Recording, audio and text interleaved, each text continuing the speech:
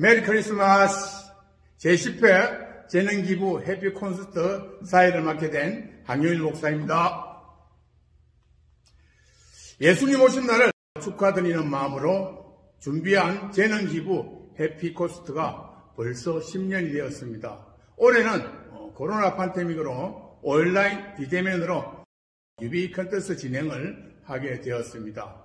자, 그럼 박정현 목사님의 찬양을 시작으로 제10회 재능기부 해피 콘서트의 문을 열겠습니다. 이어서 버니엘 신학교 재덕성 총장님의 하나님은 왜 사람이 되었나 해피 톡톡이 있겠습니다. 끝까지 나가지 마시고 시청해 주시기를 간곡히 부탁드립니다. 그리고 좋아요 그리고 구독 또한 눌러주시면 유비 컨텐츠 진행에 큰 도움이 되겠습니다. 네, 찬송가 123장입니다. 찬송가 123장. 저들밖에 한밤중에 우리 함께 이 시간 성탄 찬송으로 주 앞에 영광 올려드리기를 소망합니다. 찬송가 123장이고요. 저들밖에 한밤중에 이렇게 찬양합니다.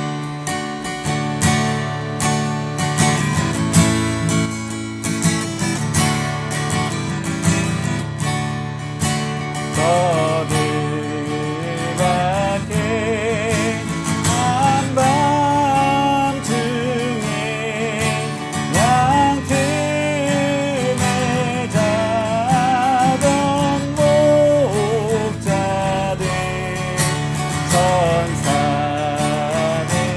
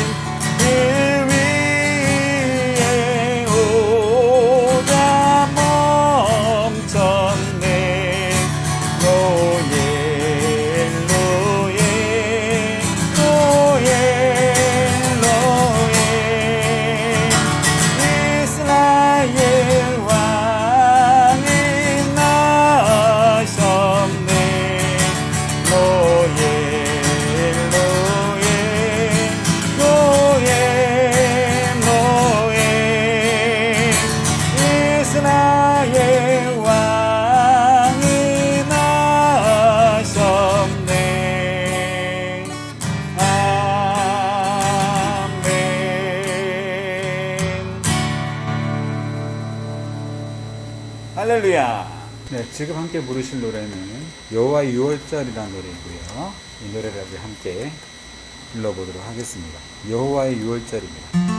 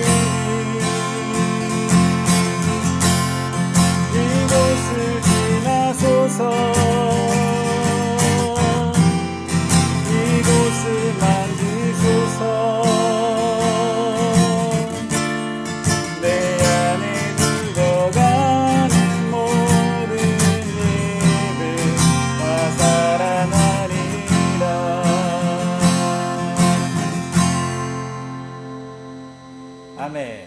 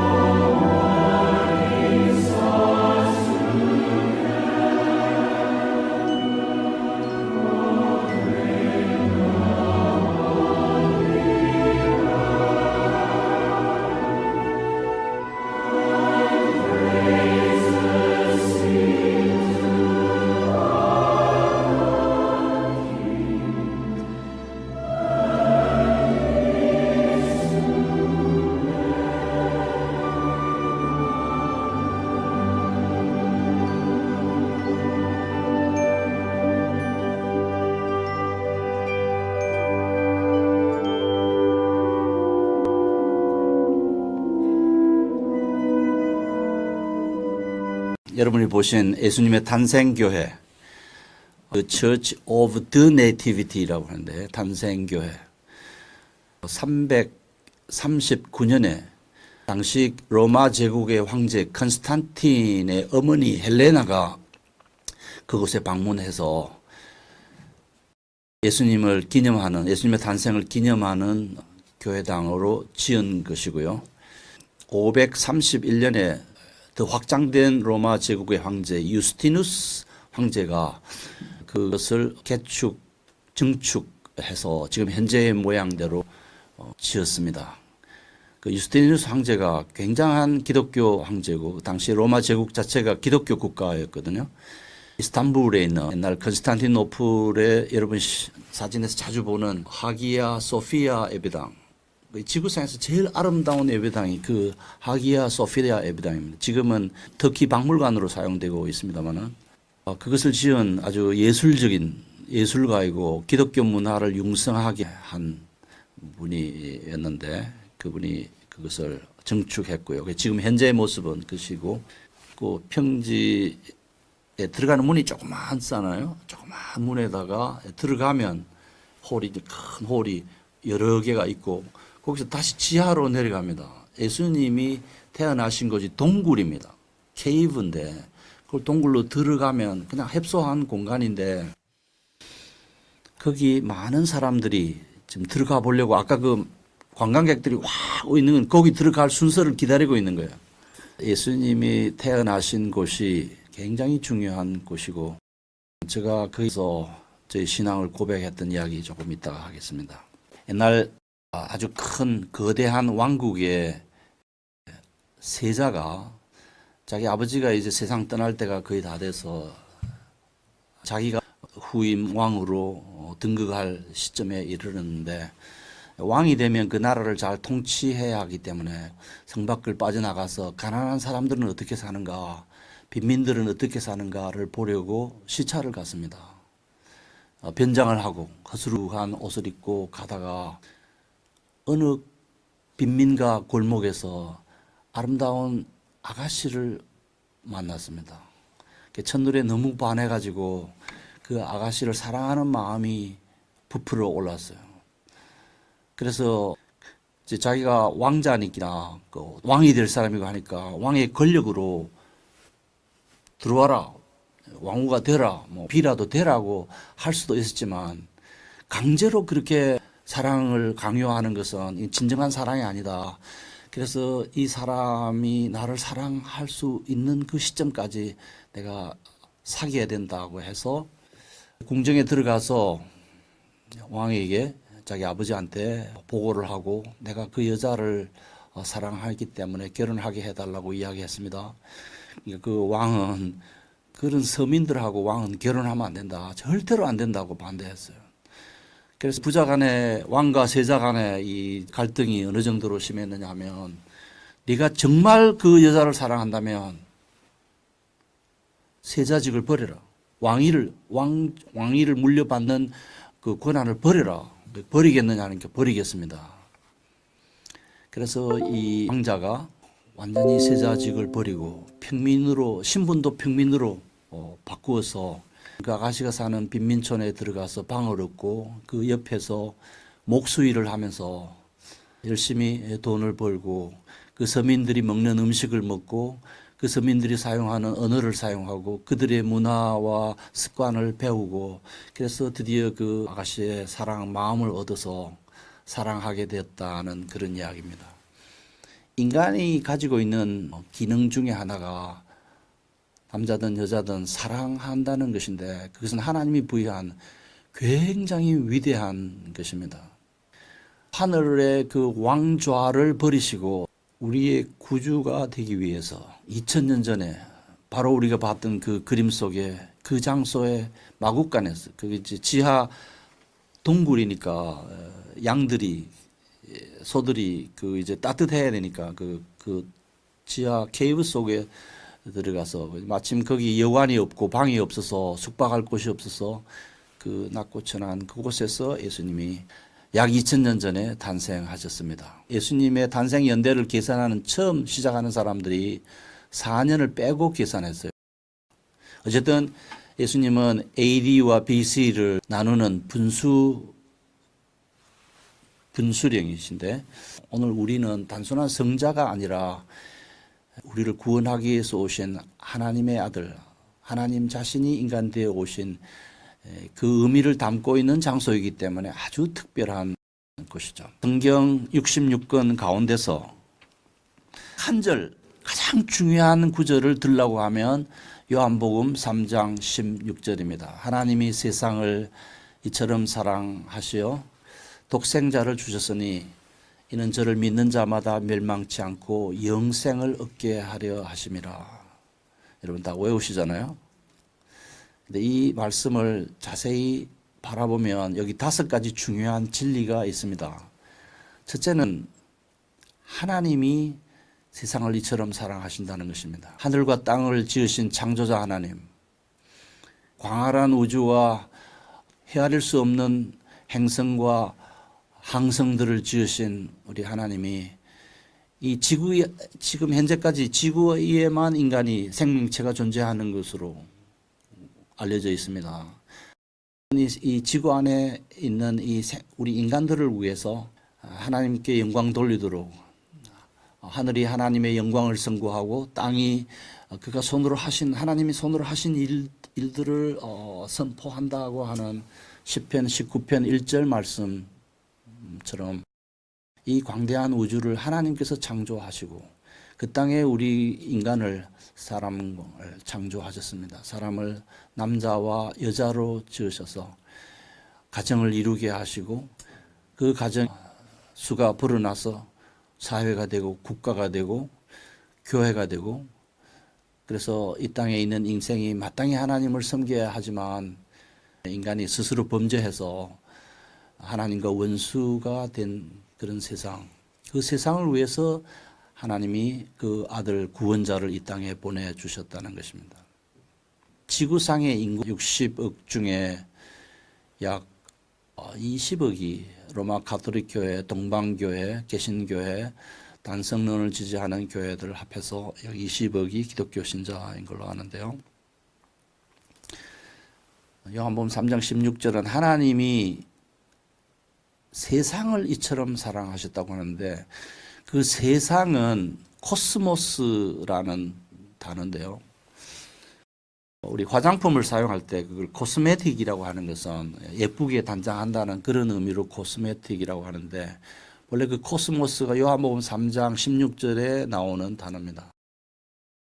하나님이 지으신 이 자연세계와 만물들이 너무 아름다워서 밤하늘의 영롱한 별들을 바라보고 하나님이 우리에게 이렇게 아름다운 세상을 주셨다 하고 노래하면서 코스모스, 우주, 아름다운 세상이라고 일컬었는데 그러다가 이 단어가 서서히 이 세상에 살고 있는 인간들을 의미하고 나중에는 하나님을 섬기지 아니하고 범죄해서 하나님과 원수지간에 있는 마귀의 종노릇하는 인간들을 일컫는 용어로 세상이 사용되었어요. 코스모스라는 단어가. 그래서 하나님이 세상을 이처럼 사랑하셨다 할 때 그 세상은 이 땅에 죄 많은 인생들, 그 죄 때문에 하나님의 자녀가 될 수 없고 영원한 생명을 가질 수 없는 그 인간들을 위해서 하나님이 독생자를 보내셨다는 이야기입니다. 하나님이 세상을 이처럼 사랑하셨다고 하는데 그 이처럼이라는 말은 무엇과 같이 무슨 영어의 like 그런 뜻이 아니고 so much 너무도 사랑하셔서 어느 정도로 사랑하셨는가 하니까 하나님 자신이 인간으로 이 세상에 태어나셔서 인류 구원의 위대한 일을 시작하신 그 정도로 인간을 하나님께서 사랑하신다는 것입니다. 하나님이 세상을 이처럼 사랑하사 독생자를 주셨으니 이 예수님은 하나님의 독생자입니다. 하이델베르크 신앙고백서에 왜 이 예수님을 독생자라고 하느냐라고 하는 질문이 나오죠. 그리스도만이 하나님의 영원하신 본래의 아들이시기 때문입니다.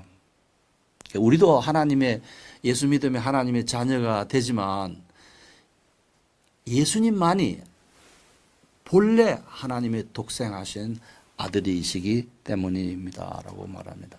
성부, 성자, 성령으로 존재하시는 삼위일체 하나님이 제2위이신 성자께서 2000년 전에 유대 땅 베들레헴에 탄생하셨습니다. 하나님이 세상을 이처럼 사랑하사 독생자를 주셨는데 그 주실 때는 목적이 있지 않겠어요? 그 목적이 뭐냐 하면 이는 그 예수를 믿는 자마다 멸망하지 아니하고 영원한 생명을 얻게 하려 함이다. 이 말씀 속에 여기 영원한 생명이라는 단어가 나와요. 이 영원한 생명, eternal life, 생명이라는 단어는 우리말로는 그냥 생물학적 생명이든 영적인 생명이든 영원히 사는 생명이든 이 지상에서 있다가 없어지는 생명이든 간에 다 생명이라고 하는데 실제 헬라어에서는 영원한 생명을 조에라고 이걸 비오스라고 합니다. 비오스. 비오스란 말에서 바이올로지, 생물학이란 말이 만들어져 나갔고요. 그래서 우리가 생물학적인 생명도 가지고 있지만 영원히 없어지지 않은 영원한 생명도 인간이 가지고 있음을 하나님이 계시를 통해서 우리에게 알려주시고 성경이 매우 분명하게 말하고 있습니다. 우리는 이 땅에 생물학적인 생명이 없어지고 숨을 거두는 그것으로 끝나는 게 아니라 그 다음 세계가 있다는 사실을 성경이 가르쳐줘요. 문제는 그 다음 세계와 연결되고 그 다음 세계가 우리가 죽는 순간이나 심판대 앞에 섰을 때 어떤 결과가 주어지는 게 아니라 그것은 벌써 이 땅에 우리가 사는 동안에 하나님의 독생자, 구원 목적으로 유대 땅 베들레헴에서 탄생하신 그 예수를 구원자라고 믿느냐 안 믿느냐 하는 이것이 매우 중요한 사실입니다. 예수를 그리스도로 믿는 자에게는 이미 하나님의 나라 백성이 되었고 하나님의 나라의 시민권을 확보하고 있기 때문에 죽음을 끝낼 필요가 없고 궁극적으로 모든 것을 하나님께서 주도해 가신다고 우리는 그래서 믿고 고백합니다. 제가 예루살렘 유니버시티라는 그 학교에 Historical Background of the Bible라는 4학점짜리 과목을 이수했습니다. 그래서 한 주말 베들레헴을 구경했는데 들어가는 입구가 없는 거예요. 그래서 빙빙 돌았는데 아무리 찾아도 입구가 없어. 그래서 나중에 사람들한테 물어보니까 아까 이런 그림에 보신 조그마한 허리를 구부려 들어가는 본래 문이 상당히 컸는데 이 낙타들이 자꾸 들어오고 짐승들이 들어오니까 못 들어오게 하기 위해서 구멍을 작게 만들어서 허리를 구부리지 않고는 보통 사람이 들어갈 수 없도록 만들어져서 이름하여 겸손의 문이다. 하나님 말씀 순종하고 성경 말씀을 따라 살고 잘 배우고 하는 그 겸손을 가진 사람만이 들어갈 수 있는 곳이라고 해서 겸손의 문이라고 합니다. 1층에 거대한 그걸 캐세드르라고 읽었습니다. 이게 지금 339년에 지은 예배당인데도 그 형태가 하늘에서 내려보니까 십자가잖아요. 예수 십자가에 못 박혀 우리의 구원자로 죽어주신 예수 그리스도를 상징하는 건축물인데 굉장히 큽니다. 거기서 다시 지하로 이렇게 내려가면 아주 비좁은 곳인데 거기 예수님이 실제로 탄생하고 동방 박사들이 찾아와서 아기 예수께 절하고 황금 유향 모략을 예물로 바쳤던 그곳이 여러분 마지막 본 그 별들이 비치는 그 장소인데요. 제가 거기 갔다가 그때 동행했을 때는 사람들이 있고 하니까 그냥 구경만 했는데 그 다음 주말에 제가 봉고차 같은 걸 버스가 있어요. 그걸 타고 갔는데 불과 거리가 5km밖에 안 됩니다. 아주 가까운 거리입니다. 혼자 가서 그 예수님이 탄생지에 이렇게 이제 가만히 서 있었는데 첫날 갔을 때는 로마 가톨릭교회 사제가 와서 연기 나는 거 이게 던지고 하는 뭐 그런 거 하고 또 좀 있으니까 동방정교회 사제가 흰 옷 입고 와가지고 또 뭐 하고 시끄러워요. 근데 제가 그 다음 갔을 때는 아무도 없었어요, 마침. 1시간 정도 아무도 사람이 오질 않았어요. 제가 그 앞에 멍하게 앉아 있으면서 거기 예수님이 말구유에서 다시 태어나지는 않았습니다. 말 구유가 뭐니까 하니까 말이 먹는 음식을 먹는 그 구유인데 예수님을 낳아가지고 마리아가 구유에다 그 아기를 누였다는데 실제 구유는 기독교 로마 시대에 그 로마로 가져가 버리고 그 만든 모형을 갖다가 이제 놔왔는데 실제 장소는 거기죠. 제가 거기서 진지하게 내가 예수를 왜 믿는가? 정말 내가 예수를 믿는가?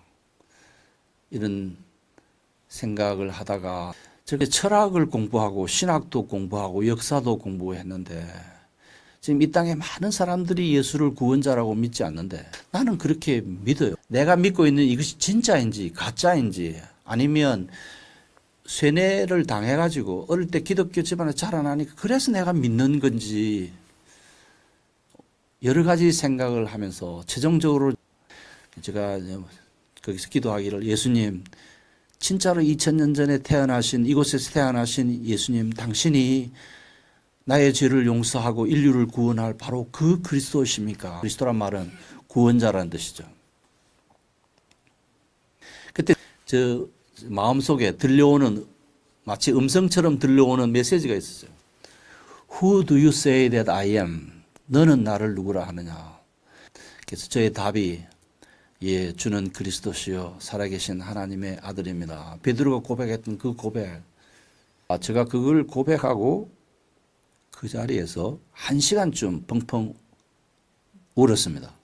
제가 잘 울지 않는 사람입니다. 제가 어머니 돌아가셔도 안 울고 아버지 돌아가셔도 뭐 연로하셔서 돌아가셔서 안 울었는데 저는 그 자리에서 1시간 정도 울었어요.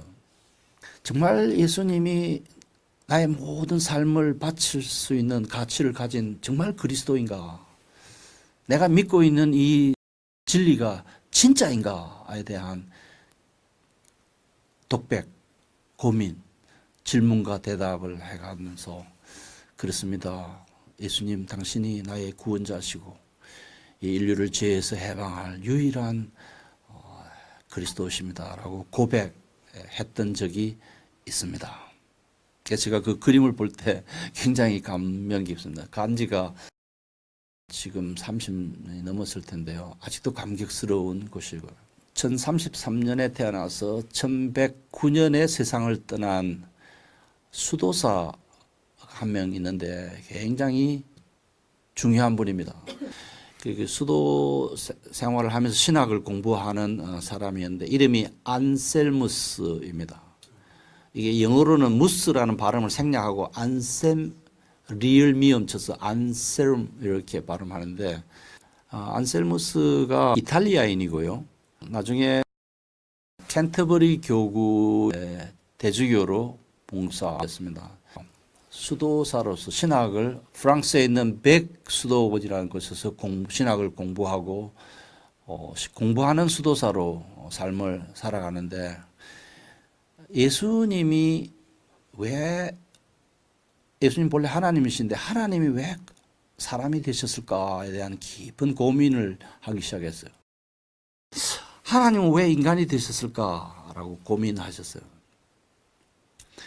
그건 무슨 말이냐면 하나님께서 인간을 구원하고 죄에서 구원하시려면 하나님은 전능하신 분이고 말씀 한마디로 천지를 창조하신 분이시니까 당장 그냥 사랑을 베풀어서 우리를 구원하시면 되고 죄를 용서하면 되시지 왜 그렇게 복잡한 방식으로 하나님이 인간으로 유대 땅 베들레헴에 태어나시고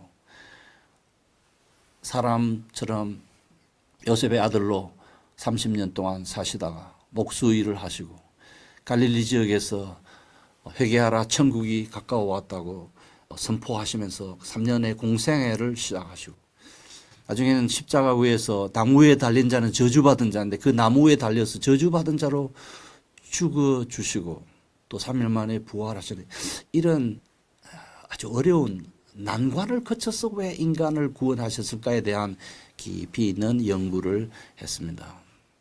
그래서 쓴 책이 신은 왜 인간이 되었는가? Cur Deus Homo라는 라틴어 책인데 제가 마침 예일대학교에서 공부를 하면서 중세 교회사를 가르쳐주는 우리 교수님이 조지 린드백이라는 교수님인데 이분이 바로 이 안셀무스 전공자예요.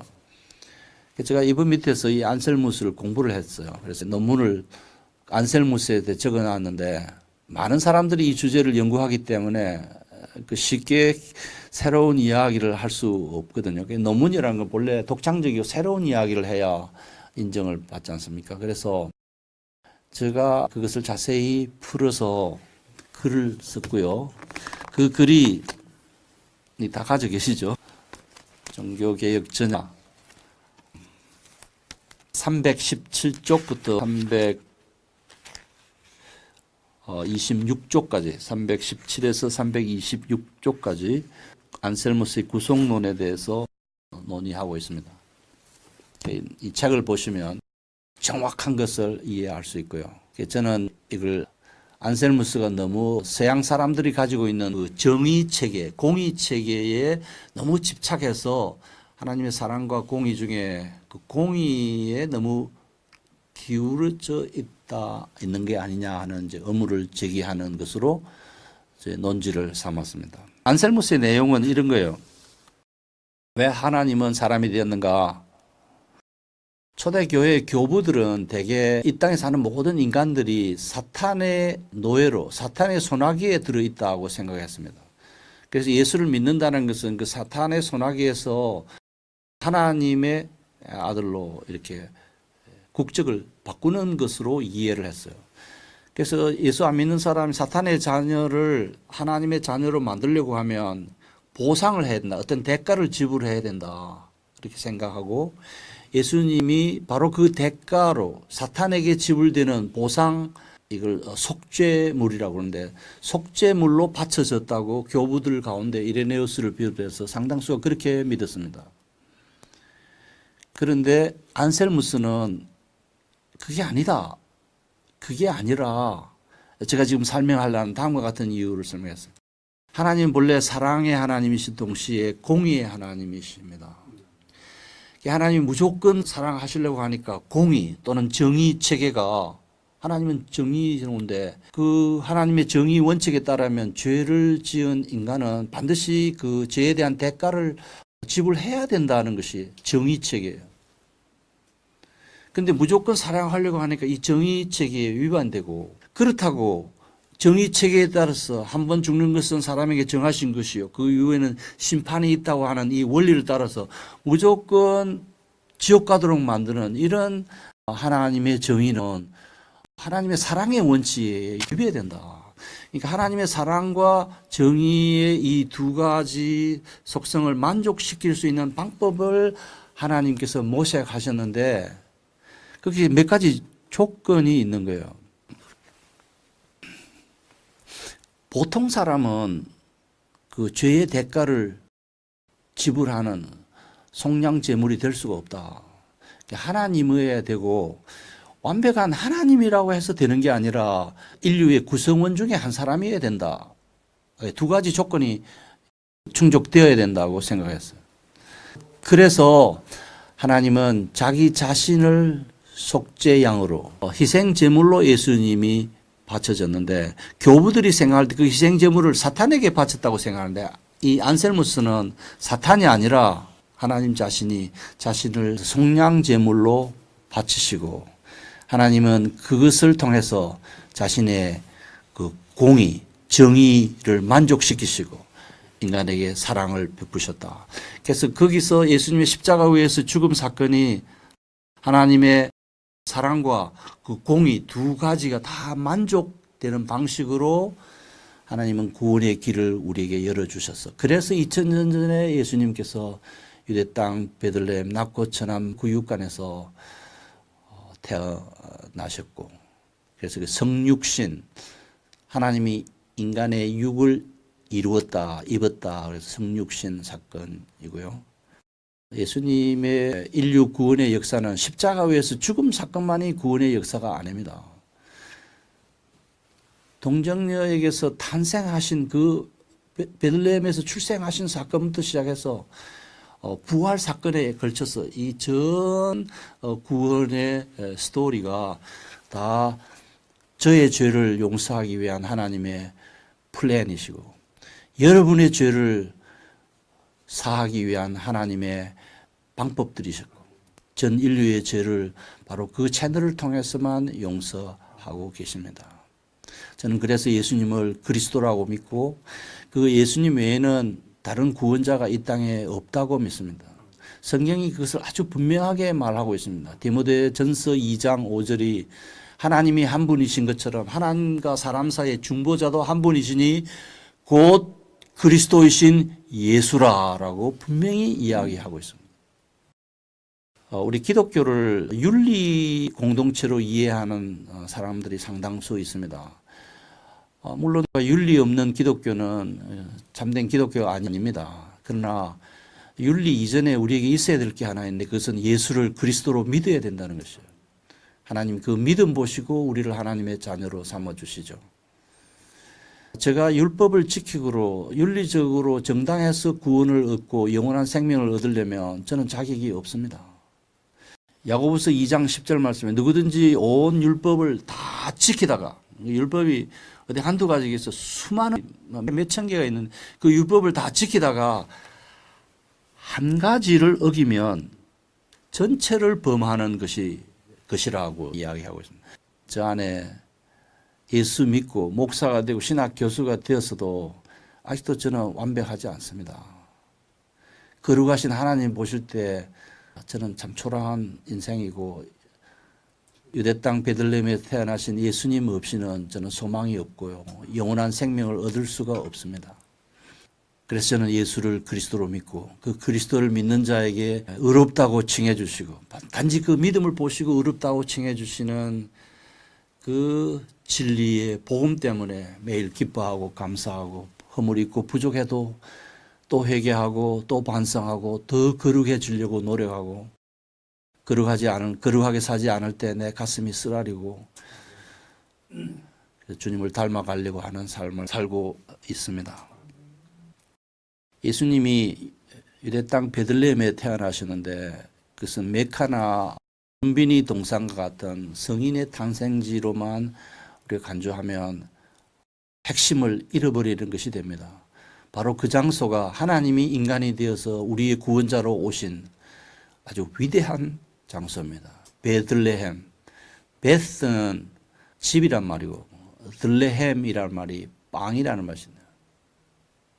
베들레헴 빵집입니다. 오늘 우리가 브레드 TV, 브레드 채플, 우리 브레드 빵이라는 말이에요. 그 빵집이고 우리는 빵 채플, 빵 TV, 빵 대학, 생명의 빵이신 예수님.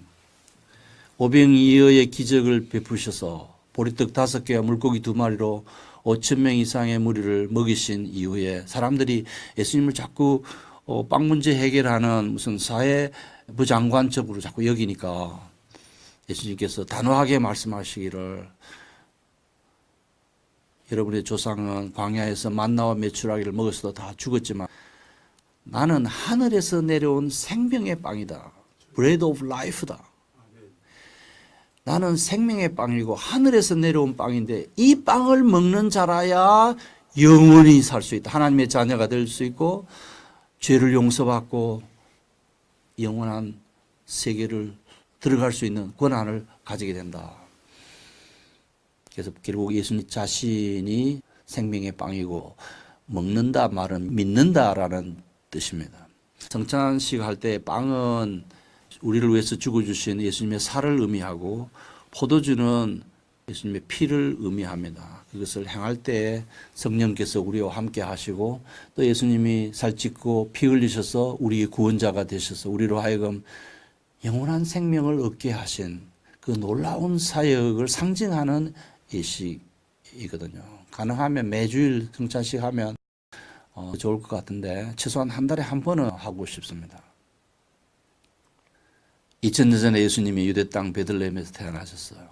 오늘 이 예수를 믿는 여러분들을 환영하고 또 이 예수를 마음속에 오늘 이 방송을 보고 예수님을 그리스도라고 믿는 자는 그 믿음 때문에 하나님께서 그것을 의로 여겨서 하나님 나라의 시민권을 부여하고 하나님 나라 호적에 입적시키시고 오늘 이 땅에 살아도 영원한 생명을 가지도록 특권을 주신다는 것을 기억하시고 예수를 믿는 이 즐거운 크리스마스가 되기를 바랍니다. Last night I lay a-sleeping, there came a dream so fair. I stood in old Jerusalem, beside the temple there. I heard the children singing, and ever as they sang, I thought the voice of angels in heaven in answer rang. I thought the voice of angels from heaven in answer rang. Jerusalem, Jerusalem, lift up your gates and sing, Hosanna in the highest, Hosanna to your King.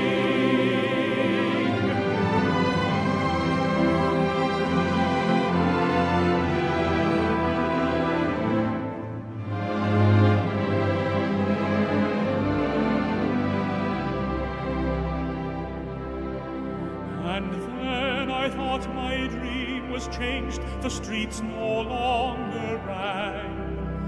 Hushed were the glad hosannas, the little children sang. The sun grew dark with mystery, the morn was cold and chill, as the shadow of a cross arose upon a lonely hill. As the shadow of a cross arose upon a lonely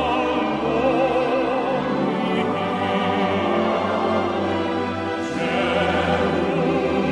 Jerusalem, Jerusalem, lift up your gates and sing, Hosanna in the highest, Hosanna to your King.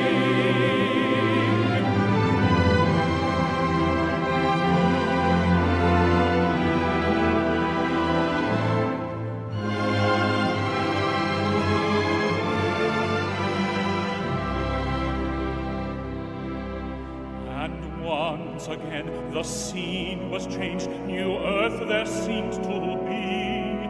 I saw the holy city beside the tideless sea.